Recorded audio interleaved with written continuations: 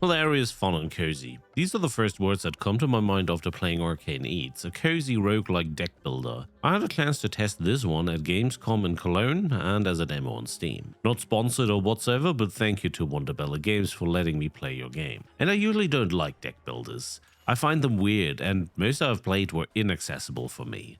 Yeah, I'm kind of dumb when it comes to those kind of games. Arcane Eats is somewhat different, however. You are a chef and building up your brand new restaurant in this fantastic world full of dwarves, elves, trolls, goblins, and witches. So what do you actually do in Arcane Eats? You're basically running this chaotic fantasy restaurant where every guest has their own demands and occasional violent tendencies. Those guests place their orders, and it's your job to combine different ingredient cards that add up points and hopefully satisfy your customer. All that before the customer gets angry and leaves the worst of bad reviews by attacking you directly.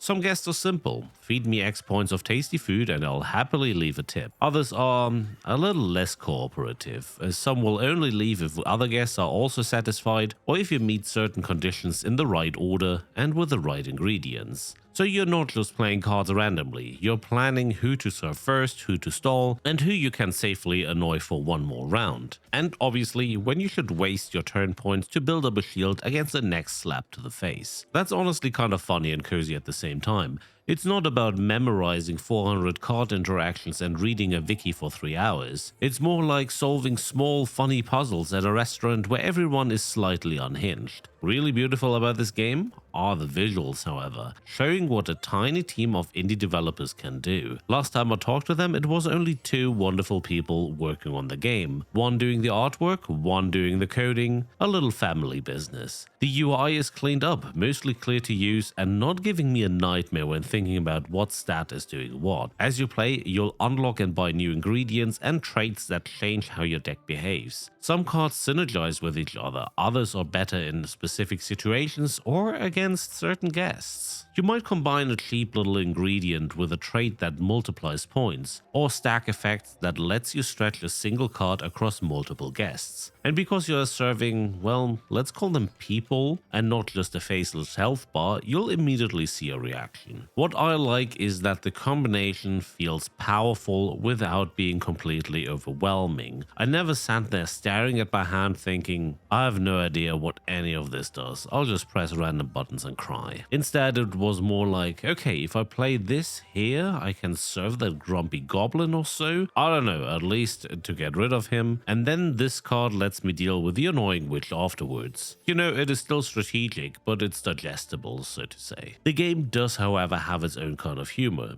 Some customers just want food like I do, others seem to have escaped a different game entirely and are out for blood. They can mess with your setup, inject trash cards, throw food away, or otherwise cause chaos. This means you're not just planning your perfect little card combo in peace. The game sabotages you, things go wrong, your beautiful plan explodes because some goblin decided that the plate looked better on the floor and you'll be starting from scratch. You know, the game doesn't take itself too serious at this point. There are little jokes in the name, descriptions, and character designs that made me at least sometimes grin. Some of the guest chefs or critiques and characters feel like playful references to familiar people you might already heard of. But now we're at the point where you probably ask me, hey, what's the downside? Is it buggy as hell? And I have to say, no, not really. Honestly, I cannot complain. I don't have any major wish lists. The performance of the demo is good, the gameplay was solid, and there was even already some translation in place. I went into Arcane Eats as someone who does not enjoy deck builders. Sorry to say that. Most of them feel like I'm doing taxes with some extra steps. But Arcane Eats felt different. It has beautiful artwork, interesting but still relatively easy card combinations, pure chaos, and the possibility to just lean back and enjoy. It's more fun than being exhausting. So if you're into roguelikes and if you like the idea of running a magical restaurant, or maybe you were also never really into deck builders like me, you might want to give this game a try. At least at the point of recording, the demo was still available on Steam, so go and download if you can. And if you enjoyed this little preview, feel free to leave a like, drop a comment if you tried the demo yourself, and of course, subscribe for more. You know, the usual YouTube stuff over here. Thank you so much for watching, and now go download the demo, or at least pretend you will.